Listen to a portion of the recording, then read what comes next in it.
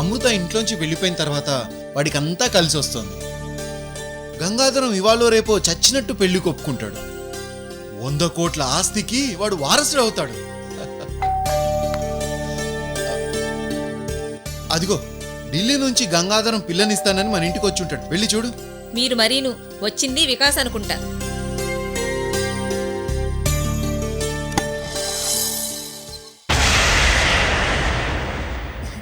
మామయ్య గారు లోపలికి రండి, నాకివ్వండి.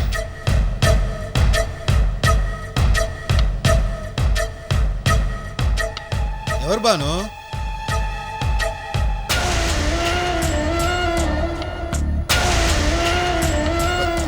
నానా బాగున్నారా? బాగానే ఉన్నారా? మీ ఆరోగ్యం ఎలా ఉంది? కొంచెం వాటర్ ప్రాబ్లం వల్ల ఇన్ఫెక్షన్ అంతే. ఓ అలాగా. వెళ్ళిన పని పూర్తయిందా నాన్న? ఆహా, మనం కేసు గెలుస్తామని రైతులే రాజీకి వచ్చేశారు. దానికి సంబంధించిన పత్రాలన్నీ రాయించేశారు. ఇక ఏ ఇబ్బంది లేదు. ఆ సంచీల లోపల పెడతానులేండి మామయ్య గారు. పర్లేదులే అమ్మా, ఇలా ఇవ్వు.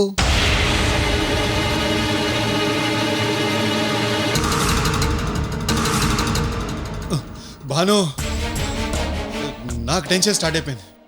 అమ్మో, అమృతను అవుట్ హౌస్ ఖాళీ చేయించి సాగర్ రూమ్లో పెట్టాడు. నాన్న వచ్చినప్పుడల్లా అమృతం తెచ్చి చూపించి మేనేజ్ చేసేవాడు. ఇప్పుడు ఎలా? వారం రోజుల్లో వస్తారన్న మామయ్య గారు హఠాత్తుగా వస్తారనుకోలేదండి. వీడు ఫోన్ స్విచ్ ఆఫ్లో పెట్టుకున్నాడు. నాన్నని మేనేజ్ చేసేది ఎలా? ఆయన ఫ్రెష్ అయి బయటికి రాగానే అమృత ఎలా ఉందని అవుట్ హౌస్లోకి వెళ్తారు. అక్కడ అమృత లేకపోవడం చూసి ఏమైందని నిలదీస్తే అప్పుడు మనం ఏం చెప్పాలండి?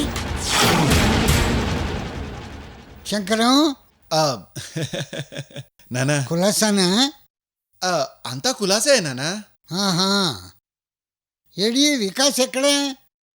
ఇంకా ఇంటికి రాలేదు నానా.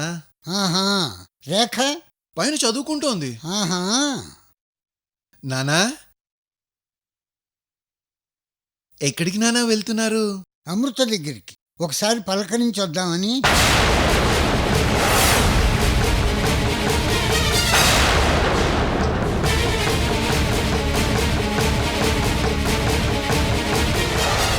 మామయ్య గారు, అమృతను ఇప్పుడే వెళ్ళి చూడాలా? ముందు భోంచేయండి మామయ్య గారు. అమృతని పలకరించి వచ్చేస్తాను. ఎంతసేపు 2 నిమిషాలే కదా. మీరు వెళ్తారు కానీ ఆ మాట ఈ మాట మాట్లాడుతూ టైం మర్చిపోతారు. అవును మామయ్య గారు, పైగా మీరిప్పుడే ప్రయాణం చేసి అలసిపోయారు. తొందరగా భోంచేసి పడుకోండి. పొద్దున్నే ఎలాగూ మాట్లాడతారు కదా. సరే అయితే.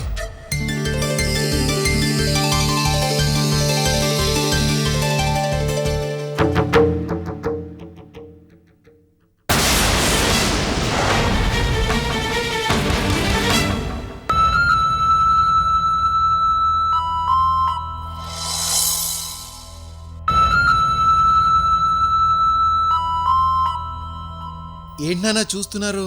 అవును, అవుట్ హౌస్లో లైట్లు వెలగటం లేదేమిటి?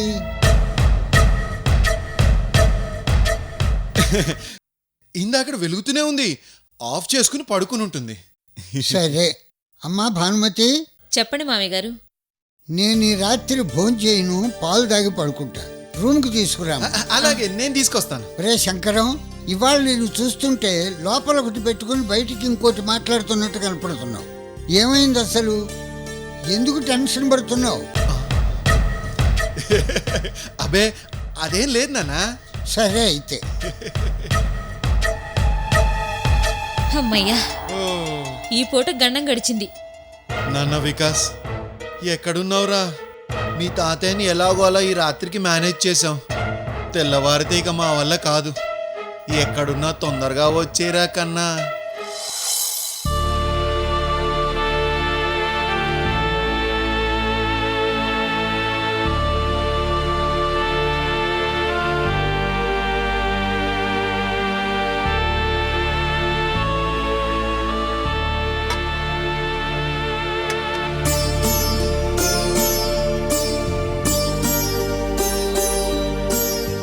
ముందు చిన్న కిరాణా షాప్ పెట్టుకుంటే ఇల్లు గడుస్తుంది. ఆ తర్వాత పొలం డబ్బులతో నందినికి మంచి సంబంధం చూసి పెళ్లి చేయొచ్చు.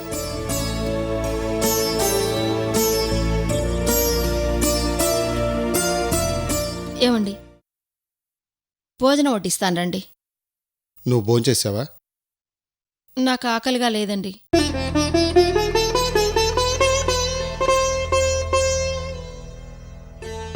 నీకెందుకు ఆకలిగా లేదో నాకు తెలుసు. లక్ష్మి, పిల్లలు తప్పు చేస్తే తండ్రి కోపడతాడు, కానీ తల్లి అయ్యో బిడ్డ తప్పు చేసిందే అని బాధపడుతుంది. సరైన దారిలో నడవాలని దేవుని మొక్కుకుంటుంది. నా పిల్లలని గర్వపడ్డంలో తండ్రికి స్వార్థం ఉంటుందేమో కానీ స్వార్థం లేని ప్రేమ, త్యాగం ఒక్క తల్లికే సాధ్యం లక్ష్మి. పిల్లలు సంతోషంగా ఉన్నా, బాధల్లో ఉన్నా కన్నీళ్ళు వచ్చేది ఒక్క తల్లికే. నవమాసాల మోసిన కన్నబిడ్డను నీ కళ్ళెదుటే బజారు మనిషిని చేసి అన్నరాని మాటలు అంటుంటే అది చూసి నీ మనసు ఎంత గాయపడిందో నేను అర్థం చేసుకోగలను లక్ష్మి.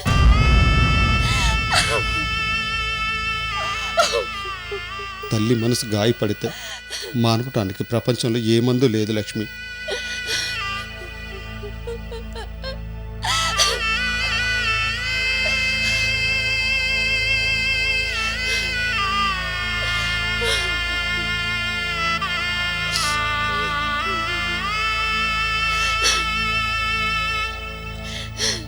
కొండంత దిగులుగా ఉన్న నిన్ను ఎలా ఓదార్చాలో నాకు అర్థం కావటం లేదు లక్ష్మి. గుండెల్లో ఉన్న బాధను దిగమింగుకోమని ఎలా చెప్పను?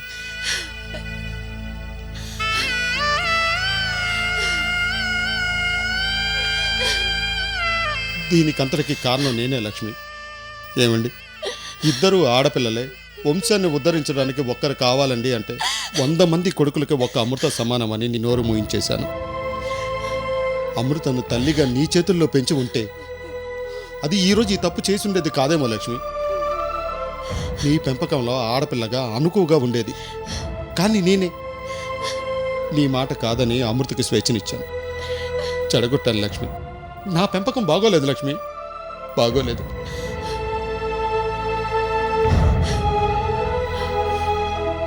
మీరు అలా మాట్లాడకండి. మీ పెంపకం బాగాలేదని ఎందుకలా చిన్నపుచ్చుకుంటారు? ఇందులో మీ తప్పే ఉందండి.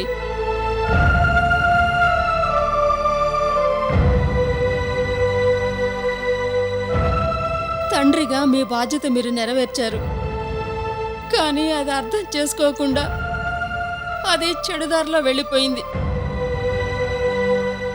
దానికి మీరెందుకండి బాధపడతారు? నా బాధ అది కాదండి. ఒక్కసారి దాన్ని రోడ్డు మీద అలా చూసినందుకే నా గుండె పగిలిపోయిందే. ఇన్నిసార్లు దాని చేష్టలు చూసినా మీరు ఎలా తట్టుకుంటున్నారండి? మీరు చూసొచ్చిన ప్రతిసారి చెప్పేవాళ్ళు, కానీ నేను అది ఎలాంటి తప్పు చేయలేదని మాట్లాడి మిమ్మల్ని బాధ పెడుతూ వచ్చాను. మీ మనసు ఎంత గాయపడి ఉంటుందో ఇప్పుడు అర్థమవుతోందండి. నేను సిటీకి వచ్చినప్పుడల్లా అమృత కనిపించకూడదని దేవుని మొక్కుకునేవాడిని, కానీ కనిపిస్తూనే ఉంది. కనిపించిన ప్రతిసారి చండాల పని చేస్తూ నన్ను బాధ పెడుతూనే ఉంది. సరే, నా దురదృష్టమని సరిపెట్టుకున్నాను.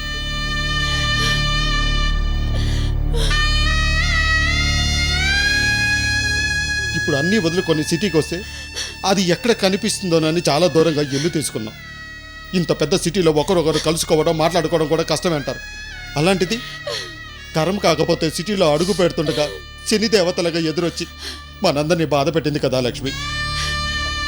ఈ జన్మకి ఈ బాధలు చాలు లక్ష్మి, చాలు.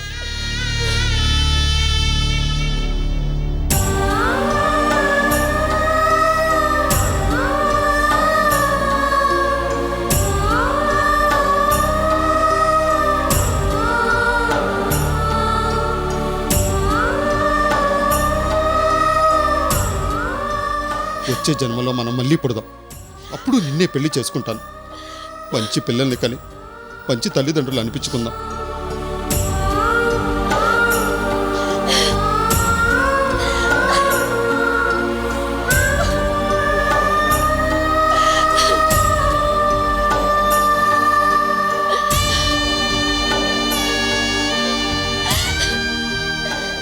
లక్ష్మి, నువ్వు దిగాలుగా ఉంటే నాకేం తోచదు లక్ష్మి.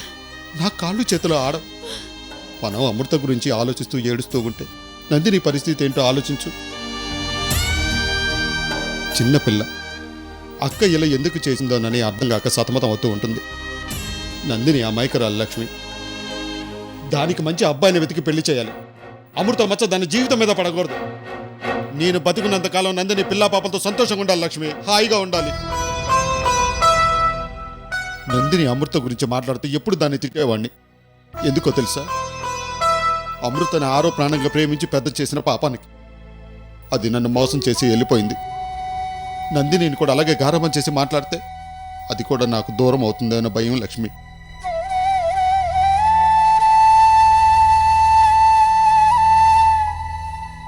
ఆ భయం బాధ ఎలాంటిదో ఆ దేవుడికి కూడా తెలియదు లక్ష్మి.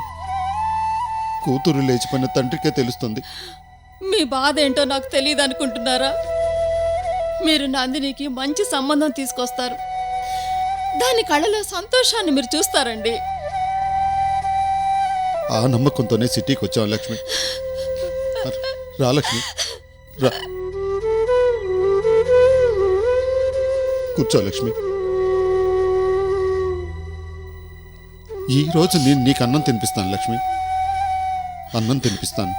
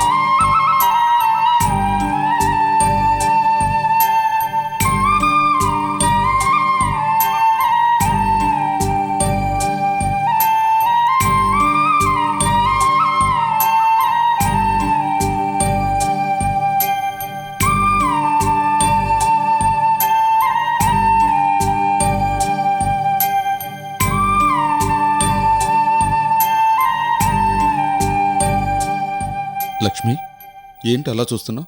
ఏం లేదు. మిమ్మల్ని ఒక మాట అడుగుతాను, చెప్తారా? అడుగు లక్ష్మి. ఎందుకండి ఆడపిల్లలంటే మీకు అంత ఇష్టం?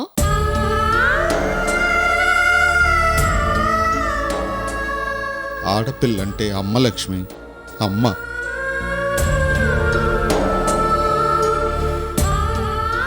ఈ ప్రపంచానికి ఆడదే ఆధారం లక్ష్మి. ఏమండి, ఒక్క జన్మలోనైనా మీకు కూతురుగా పుట్టాలనుందండి.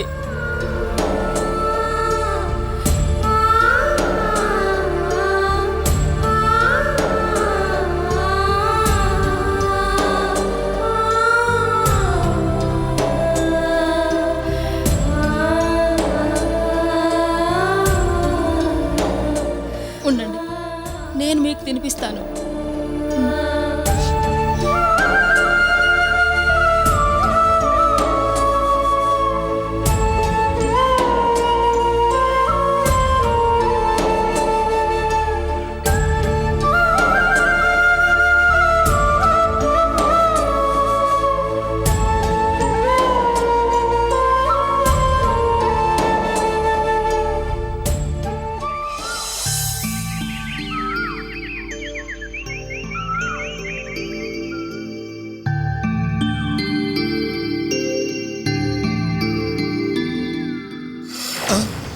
అమ్మో, అప్పుడే తెల్లారిపోయింది. నాన్న లేచుంటాడా? అవుట్ హౌస్కి వెళ్ళి చూసుంటారా? బాను, బాను, బాను, బాను, బాను, ఏంటి ఇది? ఏంటండి? ఏంటా మొద్దు నిద్ర? ఏం చేయనండి, రాత్రంతా వికాస్ కోసం వెయిట్ చేసి ఇక్కడే పడుకున్నాను. బాగా నిద్ర పట్టేసింది. అబ్బా, ముందు నాన్న సంగతి చూడు. ఈ టైంకి నాన్న వాకింగ్ అని బయటకొస్తాడు. అవుట్ హౌస్కి వెళ్ళి చూసాడనుకో కొంప మునిగిపోతుంది. ఇప్పుడు ఎలాగండి? రాత్రి మనం పడుకున్నాక వికాస్ వచ్చాడేమో వాడు రూమ్కి వెళ్ళి చూడు. ఈ లోపల నాన్న అవుట్ హౌస్కి వెళ్లకుండా నేను మేనేజ్ చేస్తాను. అలాగే. వెళ్ళు.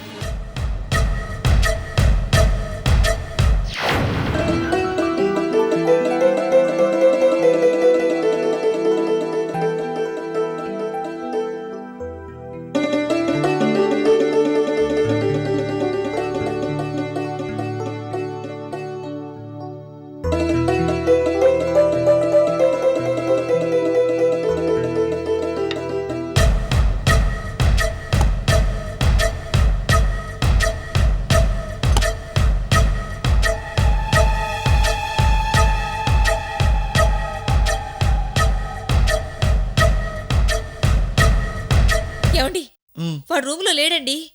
మ్.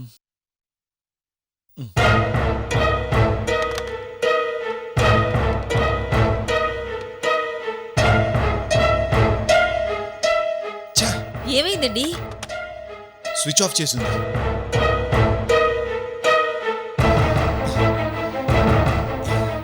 ఇప్పుడు ఎలా బాను? నాన్న ఖచ్చితంగా అమృత కోసం అవుట్ హౌస్కి వెళ్తాడు. అమృత ఏదని అడిగితే ఏం సమాధానం చెప్పాలి? శంకరం, గుడ్ మార్నింగ్ నాన్న. Very good morning. మామయ్య గారు 5 నిమిషాలు కూర్చోండి, కాఫీ తీసుకొస్తాను. వద్దమ్మా, వాకింగ్కి వెళ్ళి వచ్చిన తర్వాత తాగుతాను. అంటే ఇప్పుడు వాకింగ్కి వెళ్తున్నారా నాన్న? అవును, ముందు అవుట్ హౌస్కి వెళ్ళి అమృతను పలకరించి తన్ని కూడా తీసుకుని వాకింగ్కి వెడతాను. వస్తాను.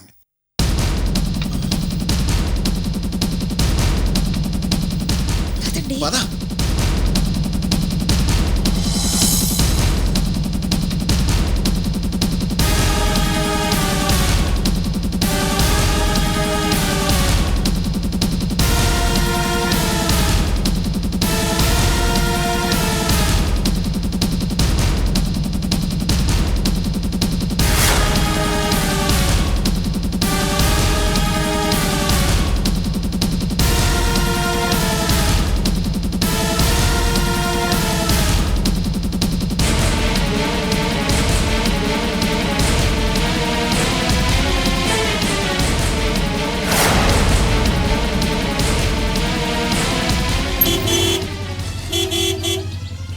ఏమండి, వికాస్ వచ్చినట్టున్నాడు.